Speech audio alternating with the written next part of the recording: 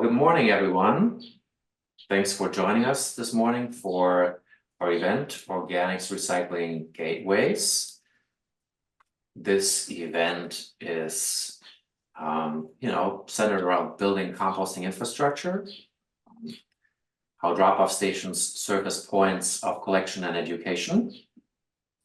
And on our agenda this morning, we have a little quick intro that I'm doing right now, followed by two short presentations, followed by a panel discussion, followed by the Q&A with the panelists, and then we will end it with one round of mastermind sessions.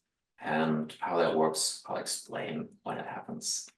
So let's kind of set our expectations this morning. This event is to inspire you to learn something from these case studies that we're going to present. It's also for you to be able to inspire others. So we're trying to inspire you so that you are able to inspire others. And we've invited you this morning to also be able to invite others to use your drop-off stations, to invite others to collaborate with you. Hear a damn thing. Someone's having some so annoying audio issues. Yeah, maybe you can let's see, we can mute this person. Okay, well, I think it's fine. Well, I hope you all feel invited to to do this work that's necessary to make compost mainstream and to boot up the composting infrastructure in Ohio. And I guess the last point is that we want to encourage you, because to inspire people and to invite people, you need to have the courage to do so, and you need the courage to make the case to your board of directors. You need the courage to make the case to your city council or to whoever you are working with. Building composting infrastructure is no task that any one person alone could do by themselves. So we are encouraging you so that you can then in turn also encourage others. And that's what we need to do to make compost mainstream and to build this composting infrastructure. I'm just gonna go over the panelists that are here with us this morning. I want to say thanks to Jane Boehm of SWACO. She's the Food Waste Programs Administrator there, and I'm really glad she's here with us this morning. She's got a lot of insights and personal experience with building drop-off sites. We'll also have Nigel with us. He's the founder of Metrostor, a UK-based company that has a lot of experience with building composting infrastructure, specifically drop-off points. And they're not only building those for organic waste, but also for other recyclables and regular waste. So they have a lot of experience there, and I'm excited to hear what he has to say. Then we have Kate Reese with us. She's with the city of Arlington, and she has worked with Jane and SWACO to implement some of these drop-off stations in her city. So we'll hear from her how that went. And then with me this morning is Natalie Center of Rust Belt Riders. She does the drop-off logistics there, and they have built over 32-ish drop-off points here in the Cleveland area.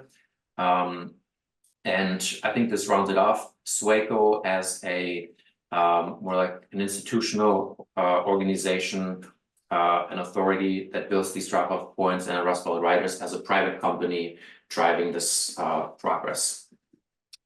Well, I'm also here with you. My name is Tim Steckel. I'm your host and moderator. I've organized this event series for the Ohio Organics Council. And yeah, before we head over to the first presentation, I would like to say that we have the Ohio EPA as our sponsor. We got a grant for this event series, and we're thankful that they provided partial funding for this event series.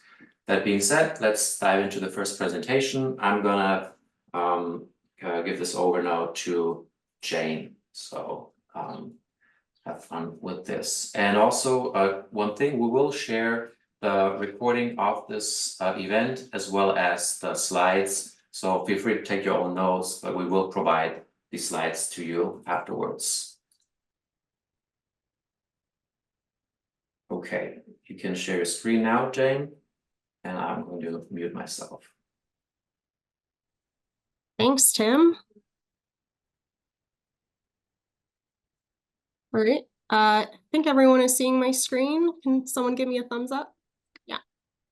Perfect. Okay, let me move this out of the way. Well, good morning, everyone. Thanks for, or whatever time zone it is where you are. Thanks for making the time to participate today. I'm going to be talking about the food waste program that we help communities in our jurisdiction in Ohio set up. My name is Jane Boehm. I'm the food waste programs administrator. So in addition to these programs, I work on food waste diversion projects of all types, but this is one of my favorite ones. So for those who are not local to Ohio, our organization is a solid waste authority.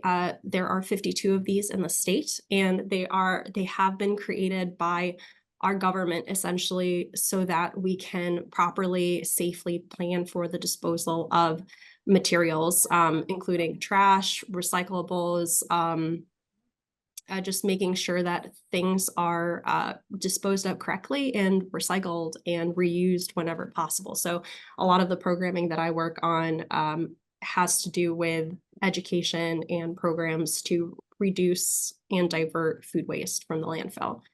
Our organization has about 41 communities in our jurisdiction, about 1.3 million residents. We're located right in the middle of the state for those who are unfamiliar with our geography. So this is one of my favorite programs because people love to use it, residents love to use it, and it's also really simple to operate for our communities. The basic ways that this program works is the sites that can look different from place to place are open basically all year round, typically every day at all times of the day. They're not cordoned off necessarily. They're just kind of placed in public areas where they're always accessible. Now, most people will use them during pretty typical hours. These sites are co-located typically in parks, near parks and rec facilities where there's kind of, weekly, if not daily, engagement from staff who just work at the site. A lot of them are located, near parks and recreation facilities or just office buildings. So there's a lot of traffic that helps make sure that if there is an issue, it's immediately resolved. That being said, there aren't very many issues with keeping these sites clean, looking great.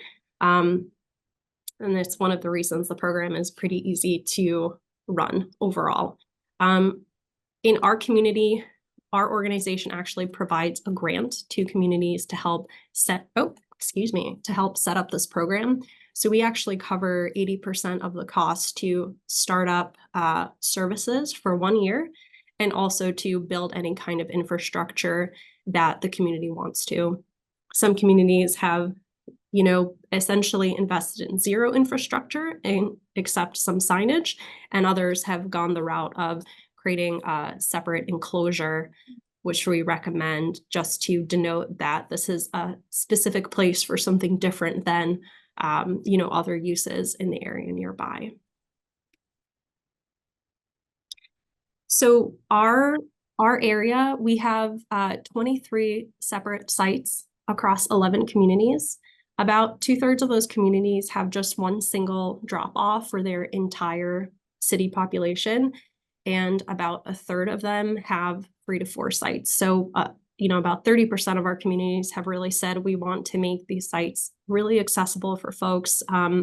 Others have launched their programs relatively recently, are interested in standing up more, but are kind of like still in that pilot phase. The city of Columbus last year launched their first 3 sites. Their population is really about 70% of our county, and they're really dedicated to making a lot, like tens and tens and tens of these more. So we're really excited to work with them to see those sites become a lot more available within the city. and, you know, especially make them more available to folks who are less likely to have space in their backyards or just have the time to compost that way. So I wanted just to give you a sense of the additional outreach that we do as part of our assistance to communities. We also run something called the Save More Than Food campaign, and it's really just education about the ways to prevent, donate, and compost food waste, in addition to promoting the local community's food waste drop-off program. So we help the community with we just provide them information that they can customize for their website, for their social media, for their newsletters. We also develop a postcard that goes out to their community members, and we provide them with standardized signage. So no matter which of those 23 sites you're going to across our county, the signage is standard. There's no confusion about what can go in this program, what can't go in that program. It's all very consistent because there are a lot of people who move within the county. This is just a close-up of the postcard that we send. So on one side, we're promoting the program. On the other side, we're promoting prevention and donation resources. And on the right here is a picture of food scrap buckets that a lot of communities have given out as kind of promotional items to get folks excited about the program. I mentioned we have developed standardized signage. It's been developed with multiple communities. And so there's been a lot of input that has been given to make this sign what it is. We have been consistently using QR codes in all of our materials so that we can, basically we use dynamic QR codes that allow you to update, you know, what the QR code is linking to whenever you want. So just because you put a QR code on there 5 years ago, you're still actively changing what that QR code goes to. Some education that we really promote doing is a registration survey and surveys thereafter. Some communities have done this and have gotten a lot of information about who is using their site, why are they using their site, how much do they know about what goes about composting in general, and it really creates a wonderful opportunity to continue education as the program evolves. If there's contamination that's identified, it's really, really easy to send an email and say, hey, the program's doing great. However, we've noticed this issue, and kind of immediately educate folks about, an issue that's been spotted. This is an email from the City of Columbus from their program, and they sent out kind of a beginning of the year program update, letting people know how much of an impact they were making. And they received a lot of really great feedback from it. So that's just another thing that is not always utilized, but I've heard from residents that they really appreciate this kind of engagement.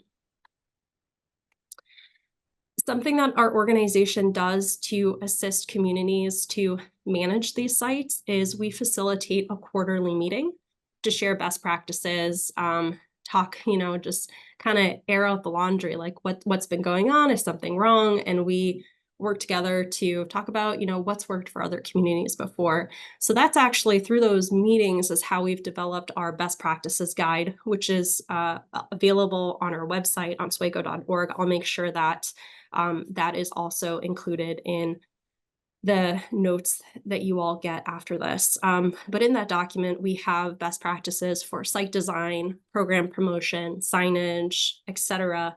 Because we've really aimed to record all of the learnings that we've gotten over the last 5 years of helping communities run the program to make sure that all of the same questions that every single community has when starting up this program are answered. Oh, excuse me.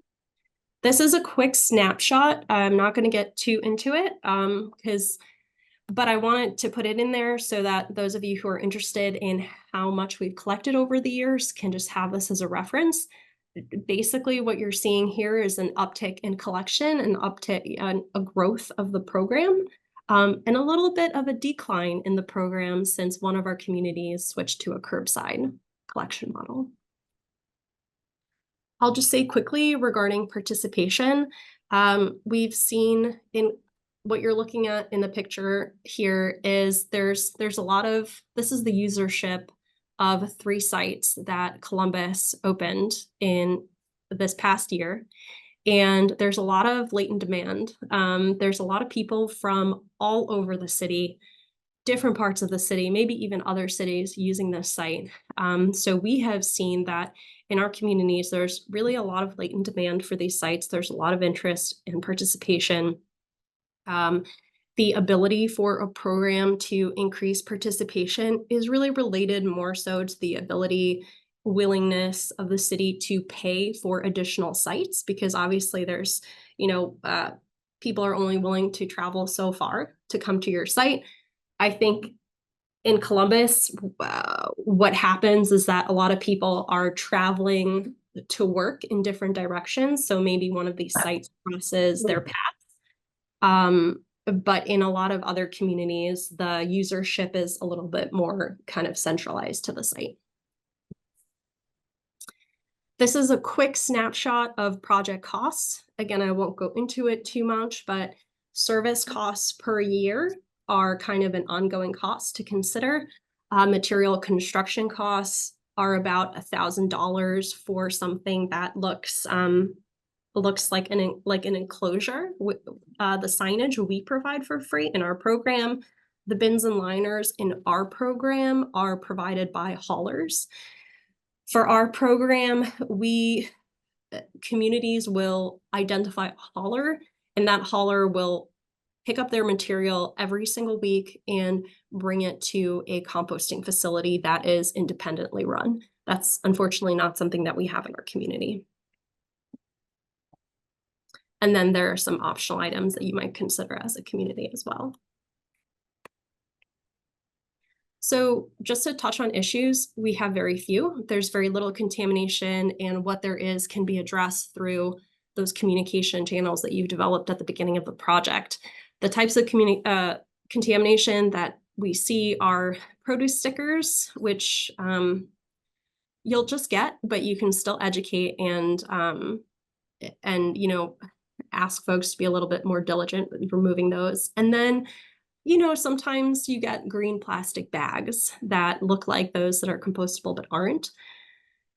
For the most part, the folks who have been participating in these programs to date are interested enough in learning what goes in and what doesn't, or have already been composting or have composted before and are already fairly knowledgeable about what goes in the bin and what doesn't. So overall, we've really had very little contamination, and there have been no instances that I know of where loads have been rejected.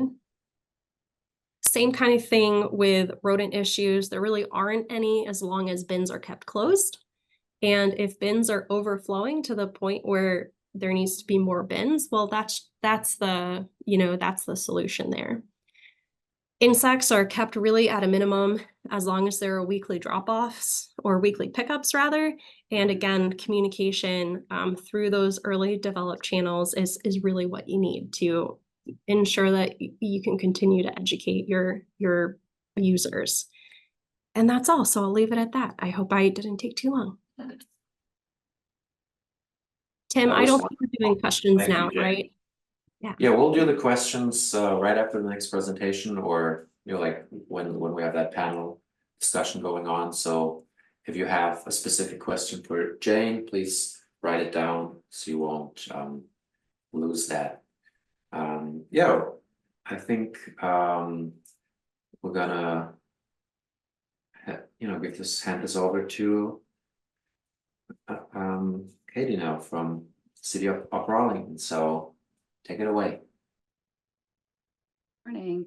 Does my screen look correct for everybody? Yes, it looks I'm good. in the right mode. Okay. Yep, all fine. All right. Well, good morning, everybody. Thanks for being here. My name is Katie.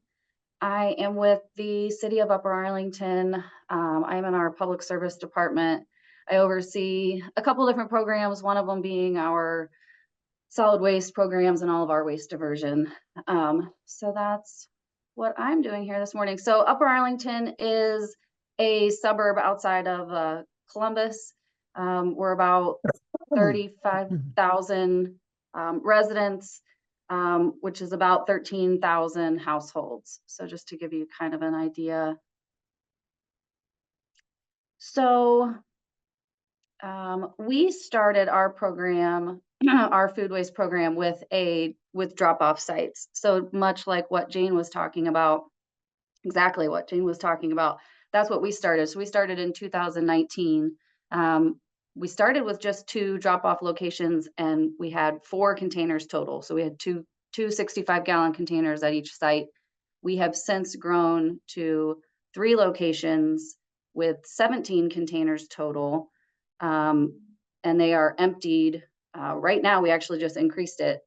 We have them emptied twice per week now by our hauler. When we do the drop-offs, there's no need to sign up. It's open, available to all residents. We have them spread out across the city. We try to hit the different quadrants of the city. One is at one of our city buildings, and then the other 2 are at parks that are pretty popular. So since the beginning of our program through January, we've collected over 260 tons of material from these sites. We still have the sites now, and we've been collecting since January. Excuse me. I just don't have the data separate from our curbside program anymore, but I'll get to that. So with that being said, so as we continue to grow in our drop-off sites, we asked residents, what is important to you? How can we get more people to participate? And overwhelmingly, the answer was, let me go to the next slide. There we go, was that people wanted an option for curbside. So even though the drop-off sites are super convenient, you can go to them whenever you need to, people just have that kind of feeling that they don't want to put their rotten food in the back of their car and drive it. So we piloted our curbside program. This was in the beginning of 2022 is when we started this. So we started with about 100 households, and then we just kind of grew from there. So incrementally each month we added new households. You had to sign up in advance, saying that you were interested in participating. It was a weekly curbside collection. We provided you with a 5-gallon bucket with a lid, and then at the time of collection, the hauler, who was Go Zero at the time, they replaced the liner for us each time. So they dumped the bucket, put a new liner in, and then you took it back, filled it back up, set it back out the next week. There was no cost to participants to be in the program.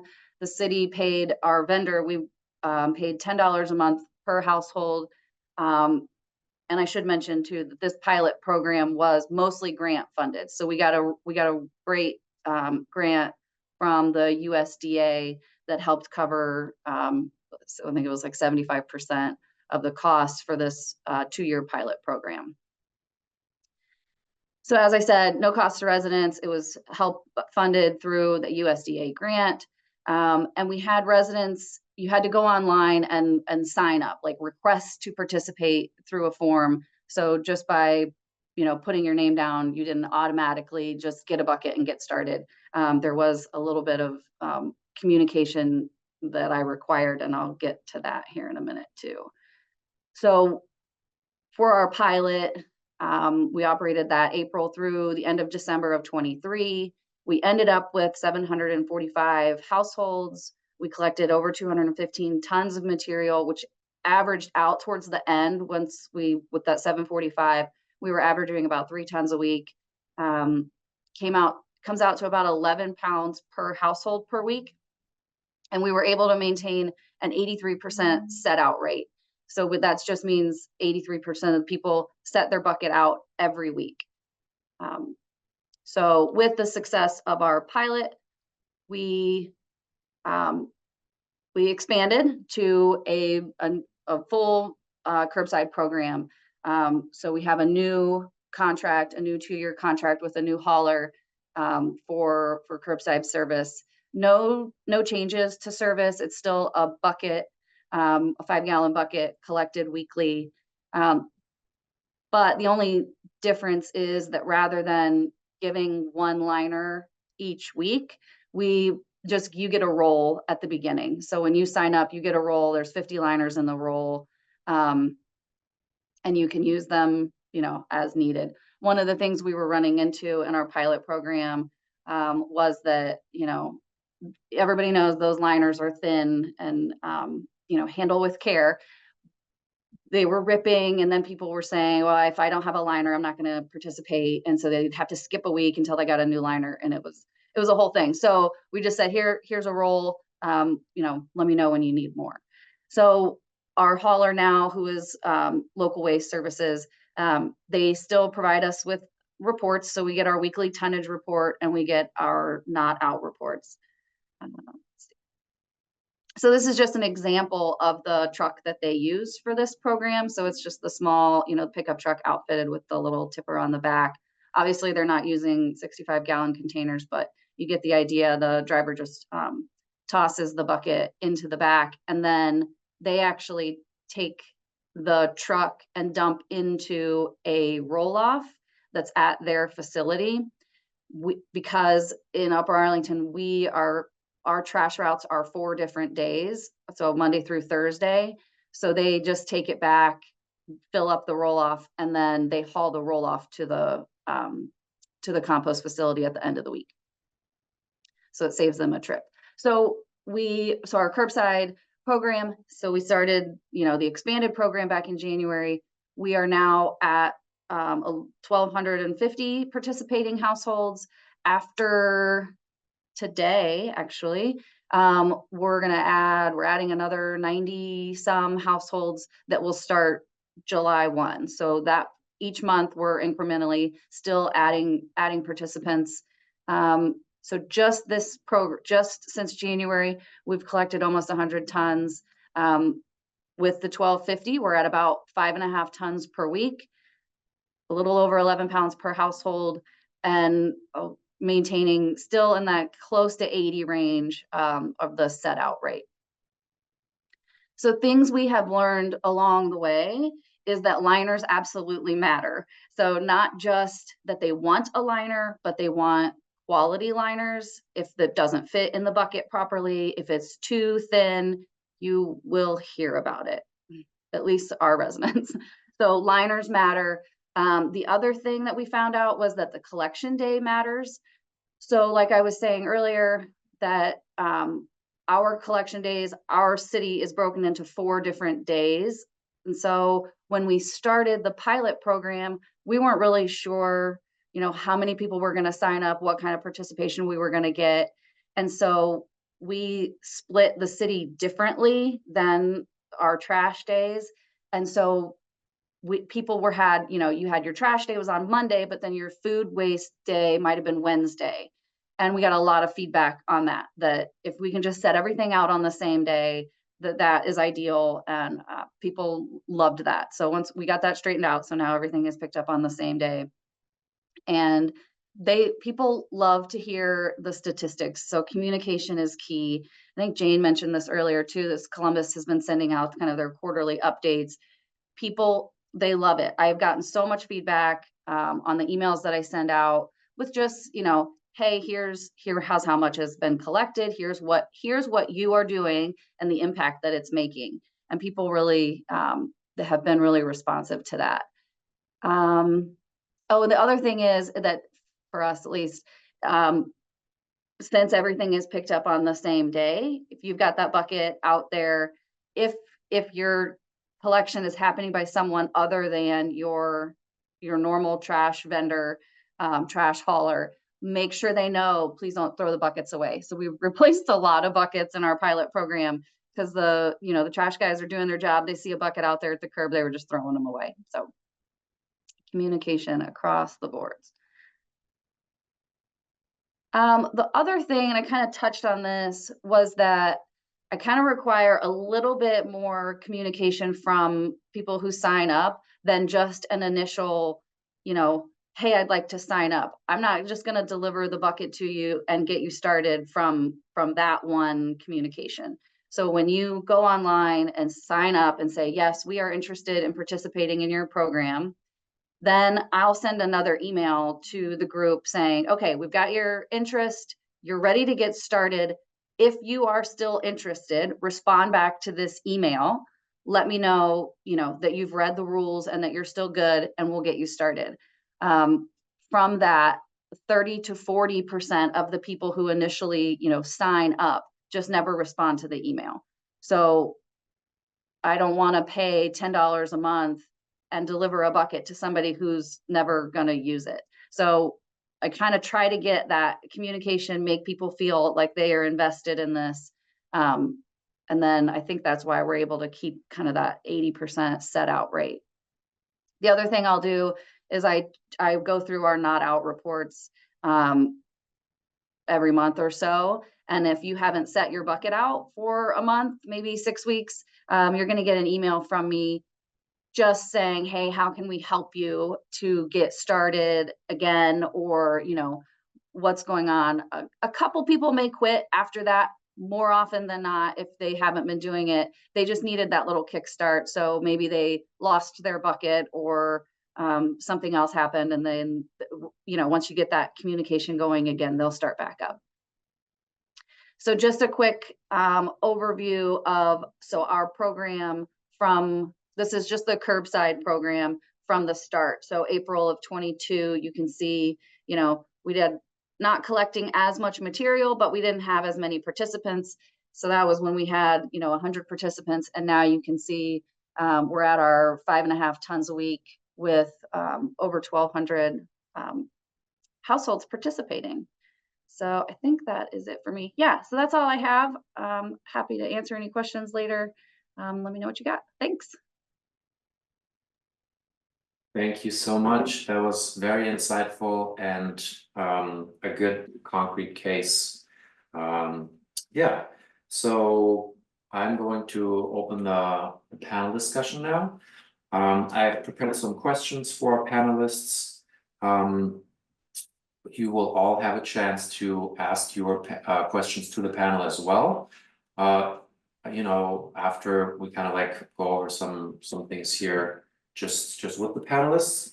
You can put your question either in the chat or wait a little bit and then unmute yourself and talk to them directly. Yeah, I want to start out by asking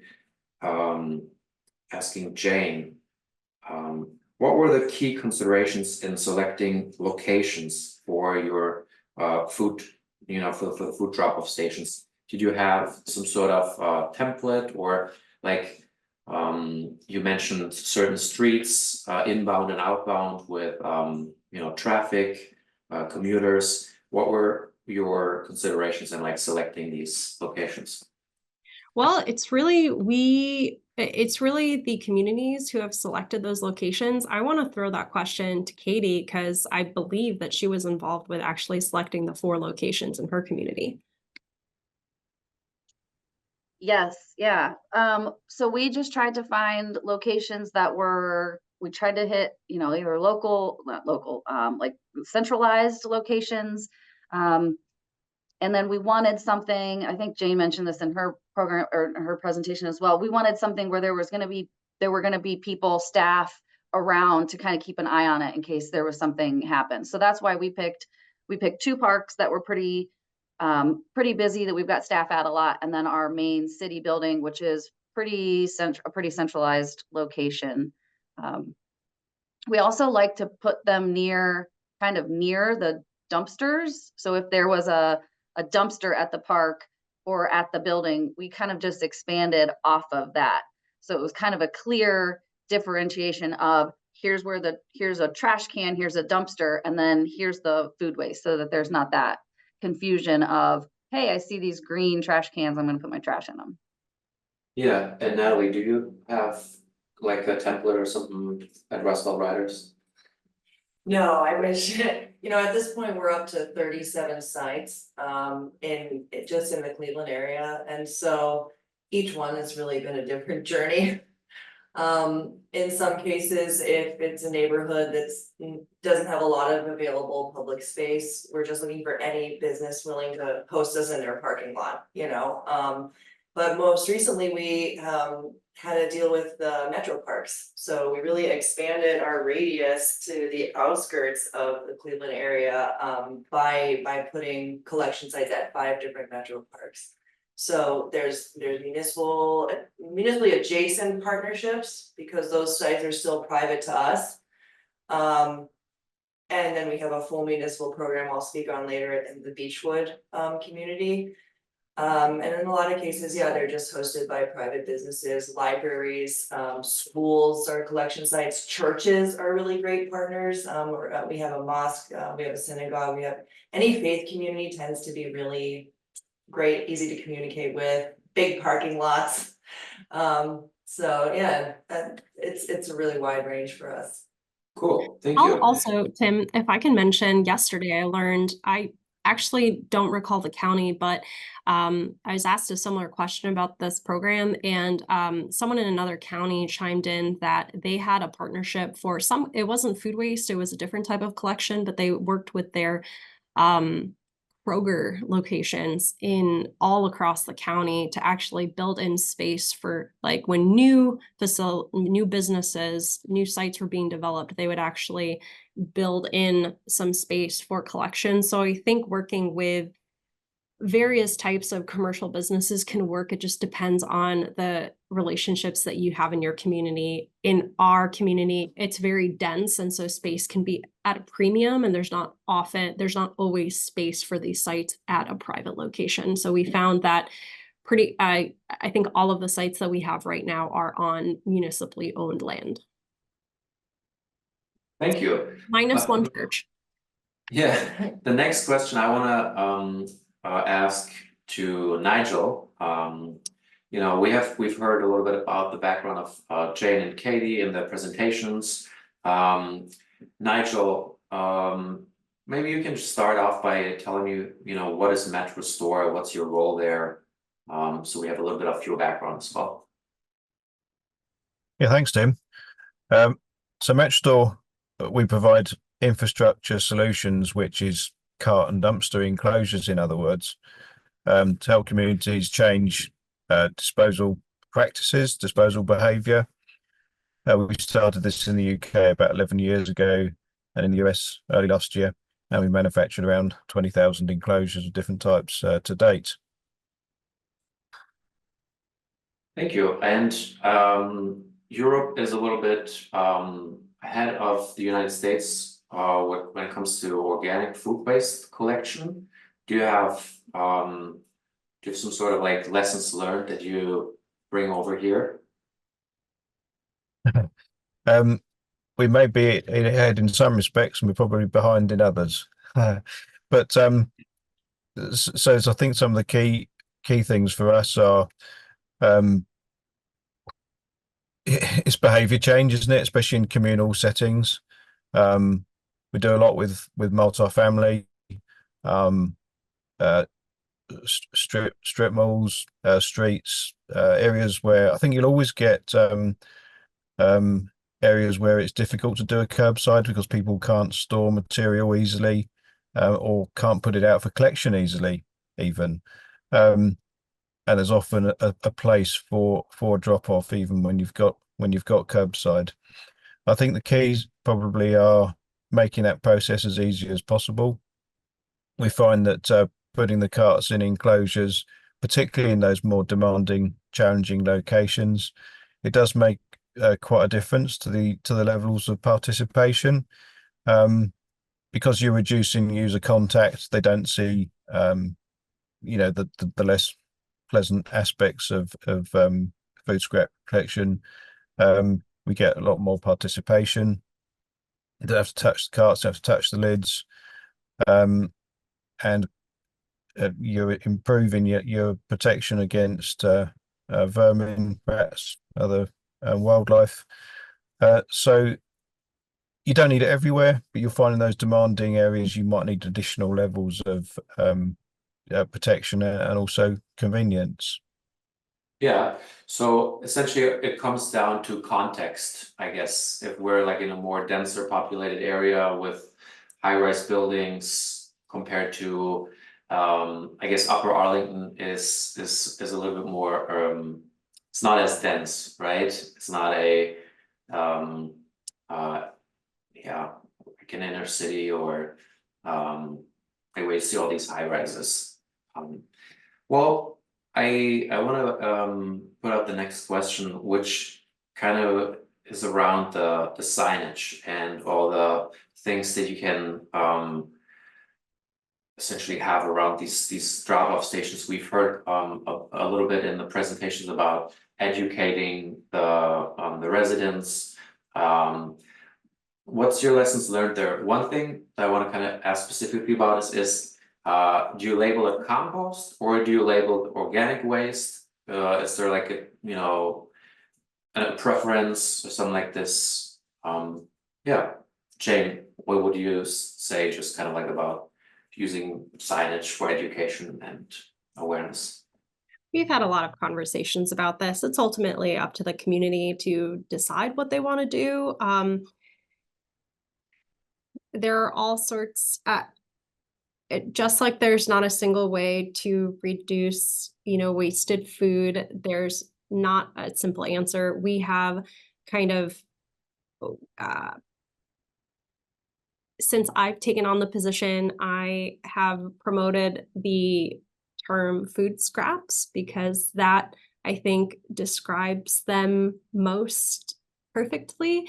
And in conversations, we try to, we understand that people understand the term composting a little bit more maybe readily than like organics collection or food scrap collection. So if a community feels strongly about calling their program a composting program, we just try to remind them to educate their residents about what the site is and what it is not. We have an educator who talks to the public constantly, and she's always surprised by how many people say, I put food scraps in my bin, but nothing happens. I'm not getting any compost. So there is some confusion, but I think just as long as communication channels are developed and there are opportunities to continue to educate folks, there's always going to be a little bit of confusion no matter which term you use. So we kind of roll with what works for people, because in the end, it's like just a little part of the whole program. Natalie, do you have like any lessons learned about the labeling of your bins? It's very similar to what Jane said. We use both.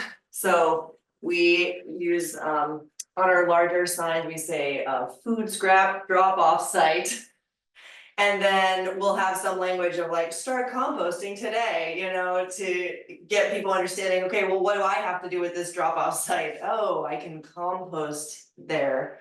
And it is, compost is also synonymous with finished compost. So people, it becomes confusing when you're talking about you're buying a bag of finished compost, or are you engaging in the act of composting? So we try to put, I've been working with Zoe, who helps me run the residential department, to put action-oriented language on the signage. Sign up, receive the lot code, bring us your food scraps, because as we've gotten wider public visibility, we have people with less knowledge about composting. Early on, people found us if they knew what it was and they were interested. Now we have visibility at the metro parks, and you really have to give people a step-by-step how they can engage with you. What are these bins they're looking at? And walk people through it a little more. So that's been really helpful in getting people started. Yeah. And that's also part of the background for my question is how are we going to have language that is kind of concise, and also if someone travels like somewhere else, will they actually recognize what it is if they are not so familiar with the whole process? Or like you're saying, compost usually is the term for the finished product before it's processed. So Nigel, what's your opinion on that? Labeling it compost or labeling it organic waste? What's your opinion? Yeah, you want to use terms that people recognize, don't you? I guess it's also important to think of there'd be some areas where people, not everybody speaks English. So in fact, I think really quality or recognizable graphics, I think, are really important, both of what you do want to go in there and possibly with crosses through the things that you don't want to go in there. Would you agree? Yep, yeah, it's we see that a lot, like the plus and minus kind of separation, goes in, doesn't go in. Yeah, and I guess the language, that was a good hint. I guess in the United States there might be some communities where you want to add Spanish or other languages to reach the community. Yeah, okay. Well, I'm going to Hey, ask. Tim. Yeah, Hi, this yeah. is Nigel from Ohio Hi. EPA. I wanted Hi. to add something else regarding the language.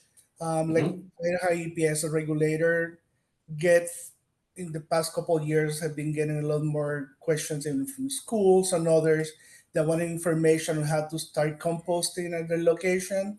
And after talking, what it turns out what they really want to do is collect, not actually start doing composting. So I have to go into explaining to them the whole language, teach them how to ask questions, especially to students because they start calling around asking for information and they say, well, composting is actually managing the biodegradation. What you want to do, you need to explain that the collection of organics or food scrap, so you can get information you want to plan your project. And I like something that Jane also alluded to is what is the perception when people say like this is compost versus this is just the raw material, the organics part, and what people are expecting. And you hear a lot of people say, "Oh, compost stinks," but what they're just talking about is not the finished product; it's just the collection. So that I think us as educators being in that one, it will be hard.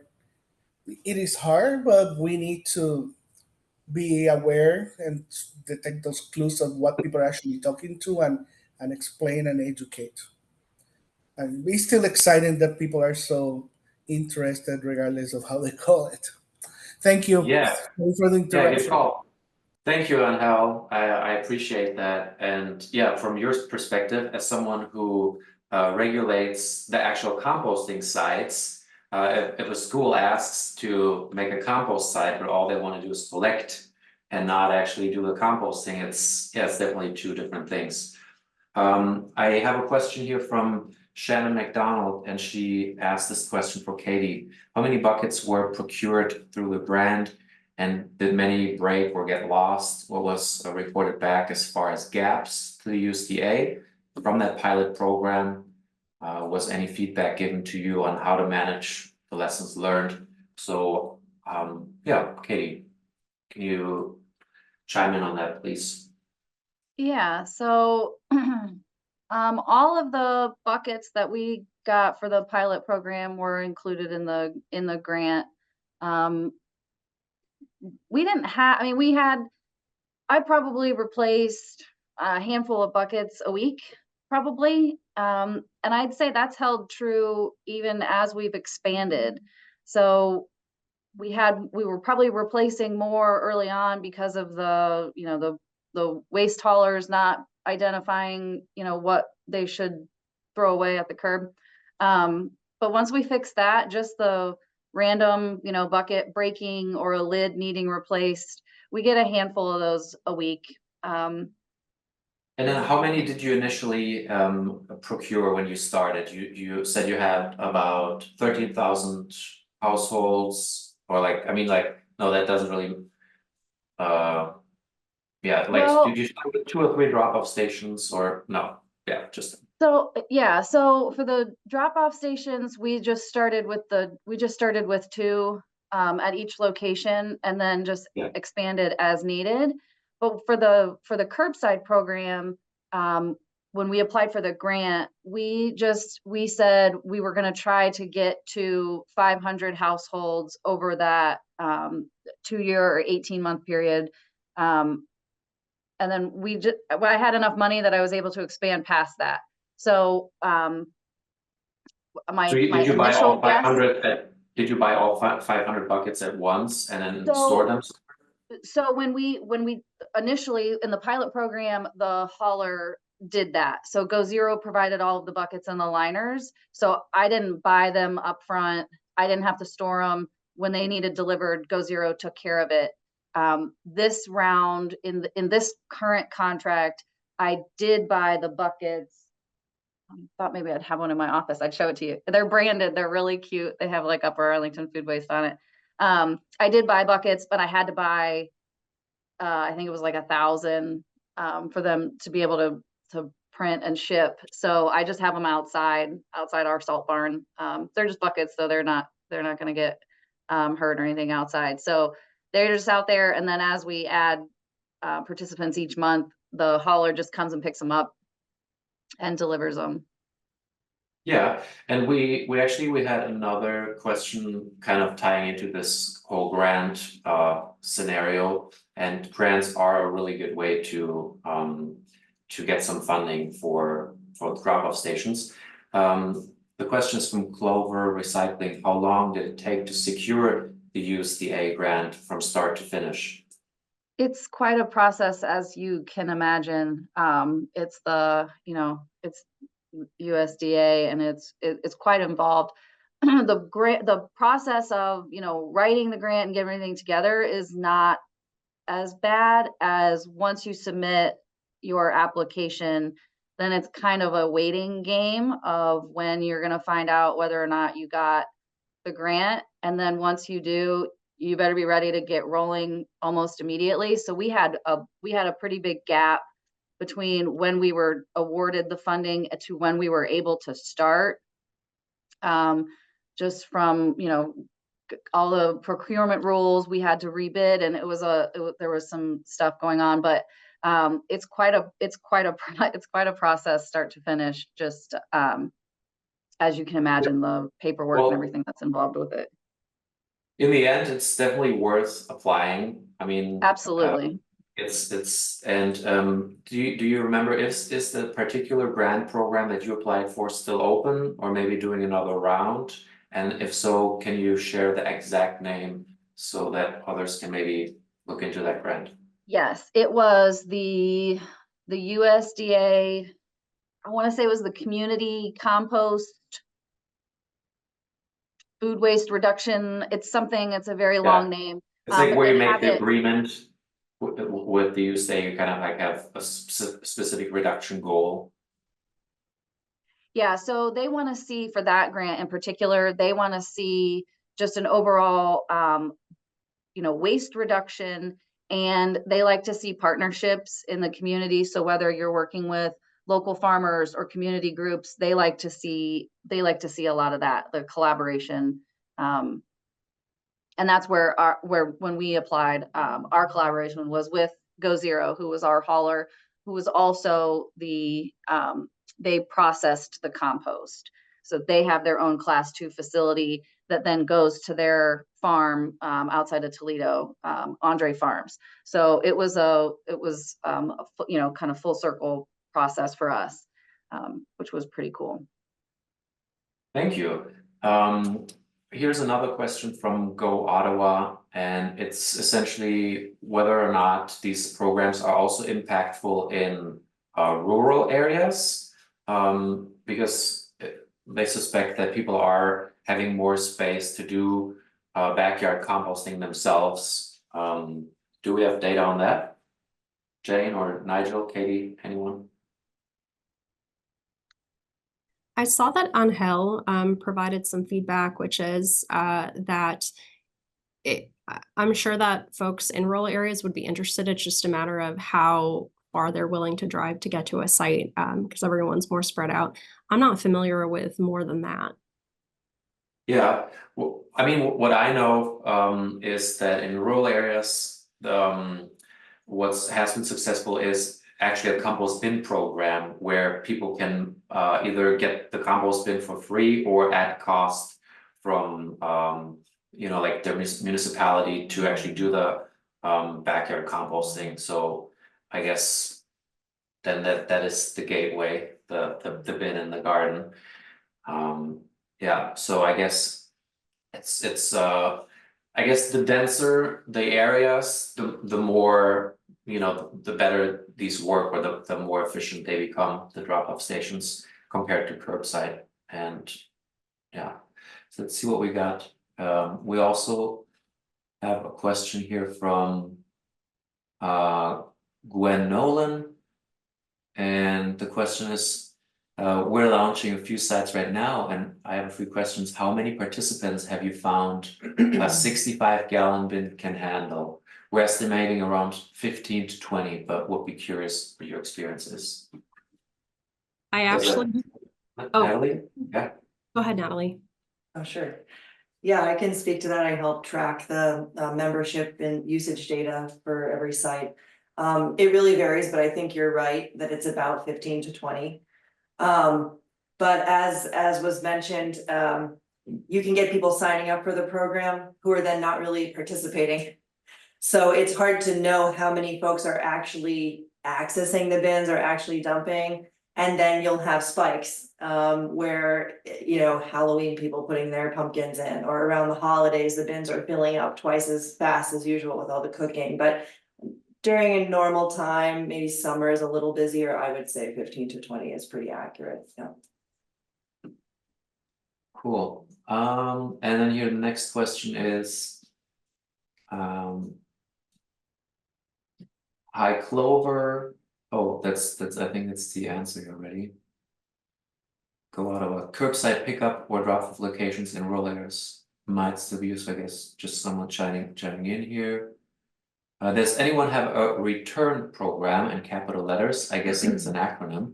Communities that get X pounds of compost in the spring from the previous years. Yeah, does anybody return the compost? We built that into our contract, where we asked for a certain amount of compost to be used at the city. So I don't remember what we asked for, a couple truckloads or a couple tons that our Parks Department can use to put when they plant their trees and do their spring stuff.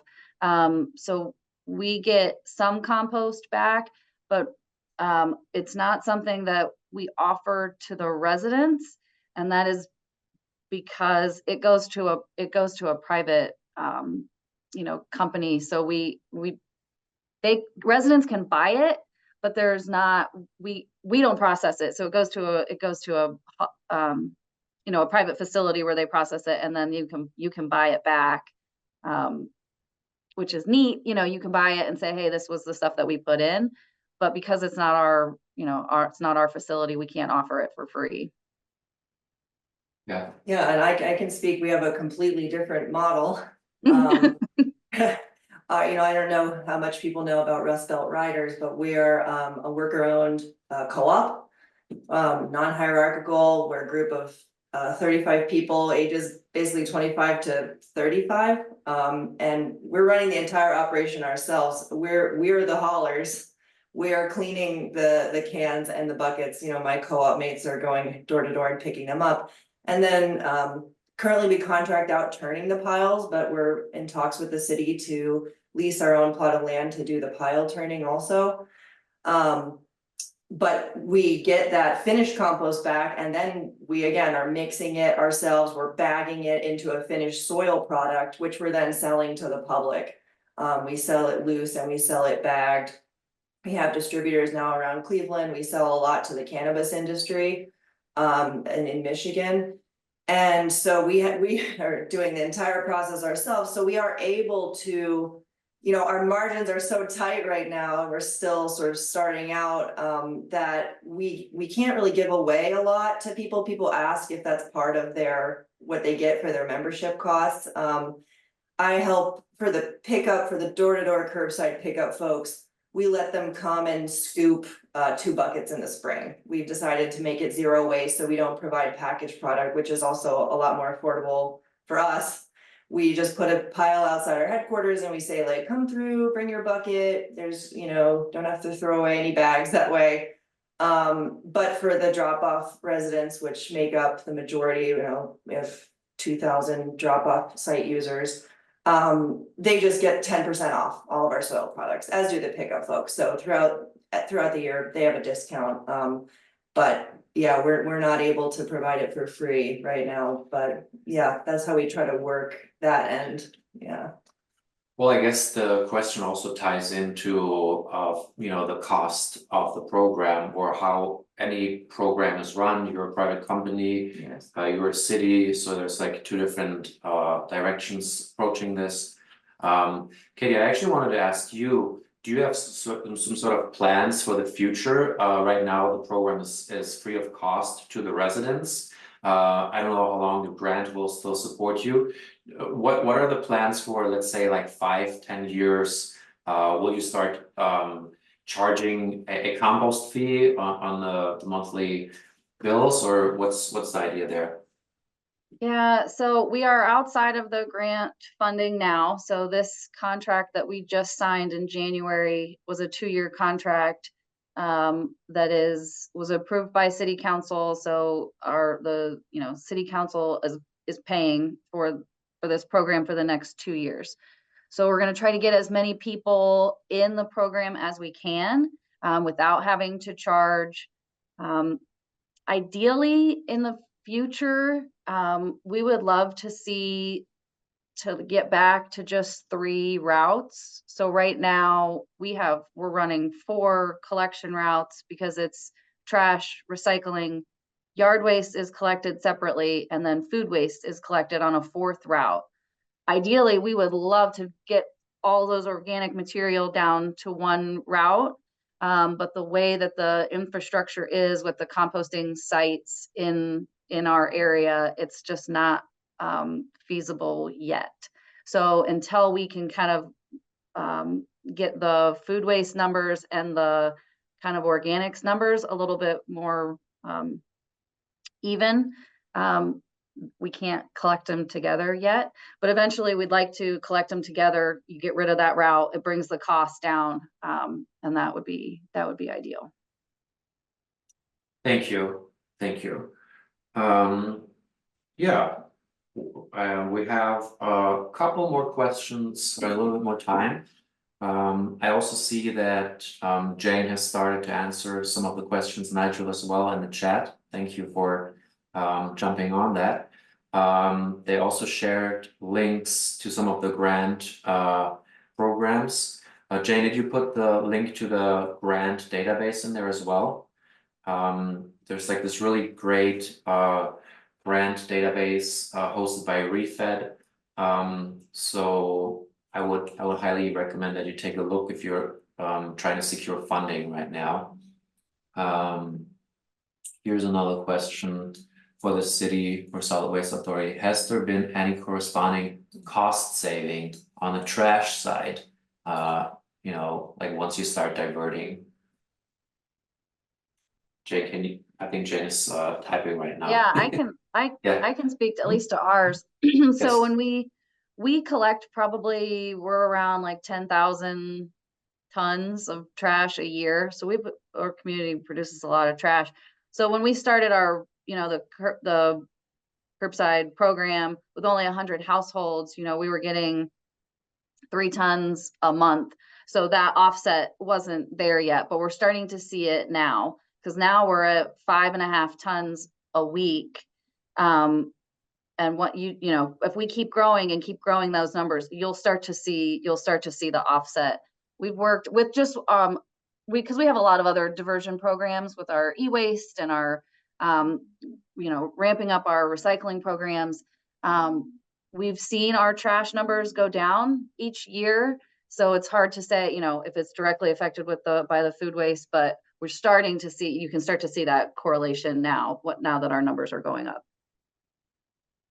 Katie, if I can ask, I know the way that waste contracts are set up is different in different places. They are for different amounts of time. Sometimes they're for 5 years, and there are sometimes like clauses built in about, sometimes I'm not super familiar. You might be more familiar on how a city actually realizes cost benefits. You may or you may not, I think, based on how your contract is set up. Yeah, cost benefit, I don't, yeah, the way that ours is built, you may not see any kind of cost benefit, especially since we pay $40 a ton for food waste tipping fees, and I think it's, what is it, $29.75 at for I trash. think So it's technically 30, it's essentially the same. It's about 39.5. So in yeah, our, cost wise, we have, we haven't seen that yet. But if you're just looking at the data of the tonnage that's coming in, and if you can start to see that offset, and that's what we're working towards. so I think that the kind of the nugget to take from this is thinking, it's good to have foresight if you're in a municipal, if you're within municipal government, to be cognizant of how the way your contracts are structured, because if you have the thought that you are going to see displacement in where material is going, then you should build that into your contracts. I'm being kind of vague about this because I'm not super familiar, but basically, companies will charge, like haulers will charge for how much, like often how many runs they have to do a week. So if the number of runs decrease because you're generating less trash, that can result in a lot of cost savings, because now your trash needs to be picked up once instead of twice a week. Or it pays to understand your contracts so that when the material does move to another bin, that you are realizing the cost savings of that. Great. I guess one last aspect that I wanted to bring up is this event is called Organics Recycling Gateways, and it's like, on the one hand, it's a gateway to collect the material, but on the other side, it's also a gateway to actually start an organics recycling program, in the first place. And Katie, you're now getting into the curbside. Would you think that it would have been possible to get straight into curbside without doing these drop-off stations first? And what was the process like? How did that encourage you, or what was the thought process like internally with the city council and all the other people involved? Yeah, I think we started small, and this goes back to probably 2016 when we were getting a new trash contract, and we were going to revamp the way that we did our trash collection. And so we had a lot of community involvement. And so we were asking people, as we're building this new contract, building this new program, what's important to you? And one of the things that people were saying back then was that they were interested in a food waste, organics collection. And so we just kind of started small and said, well, let's see where this goes. Let's try a couple of bins. Drop-off programs are not super expensive to run. So let's try it. And then as that kind of continued to grow, we just kept rolling with it. And just luckily our city council is super supportive of it. So we just kind of kept rolling, and we just kind of continue to add people. As long as I have the funding, I'll keep adding people. But there are communities that have started just went straight to curbside. I like the idea of starting small, because you get that, you start with the people who are really interested, they're dedicated, they want to do it, they're going to do it right.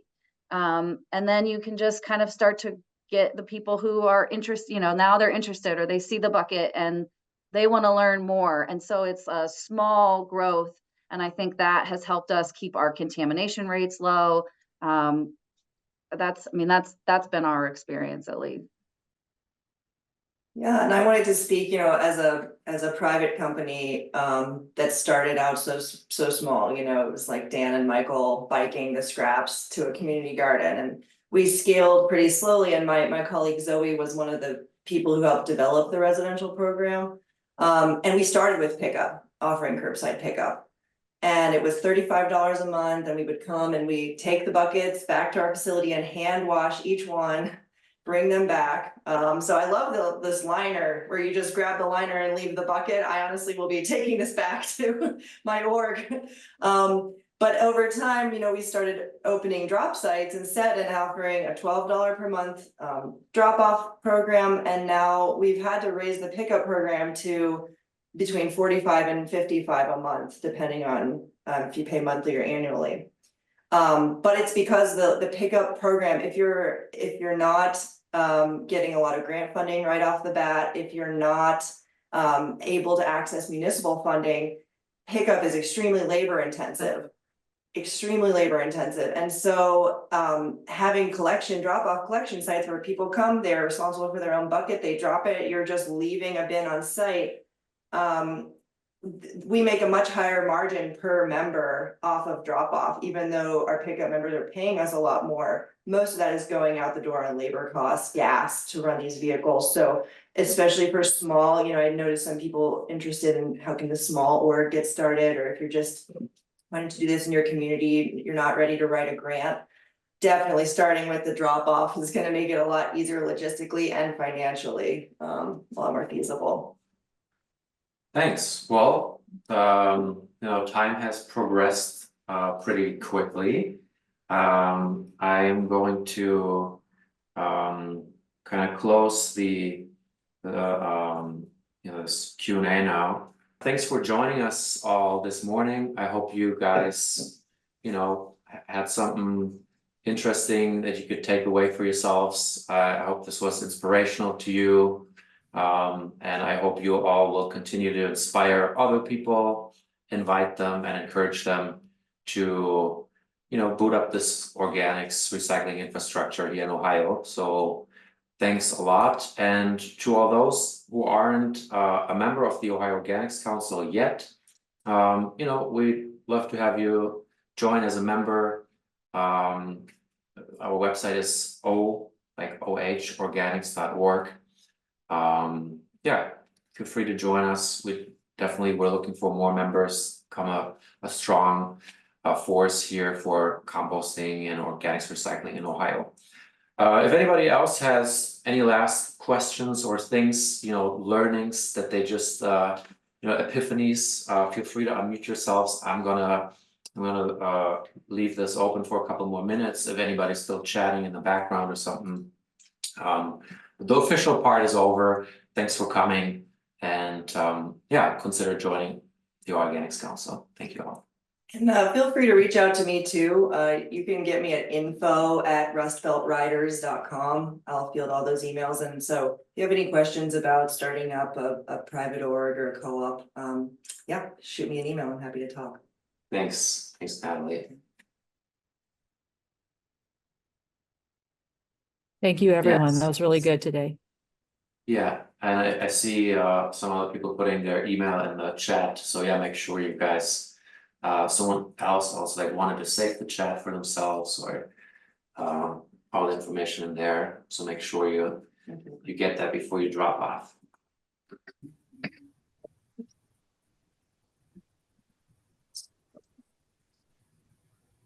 Yeah, Natalie's also putting her email in the chat. Thanks, Thank you. everyone. Thanks for arranging. Bye, guys. Thank you, Jane. Thank you, Katie. Thanks, Nigel. It's awesome having you all. And I'm pretty sure we'll have, you know, a few more drop-off stations spawning from this event. That was really our goal. And I think with the participants, like we had a great turnout today. I think we'll have inspired some people to take action. Yeah. Well, I'm gonna say goodbye. I'm gonna leave this open for a couple minutes, in case anybody's still chatting with each other in the background. Yeah, and I hope you'll join us for one of our next events with our Organics Council. Thanks for coming today. Thanks everyone. Bye. Thank you, everyone.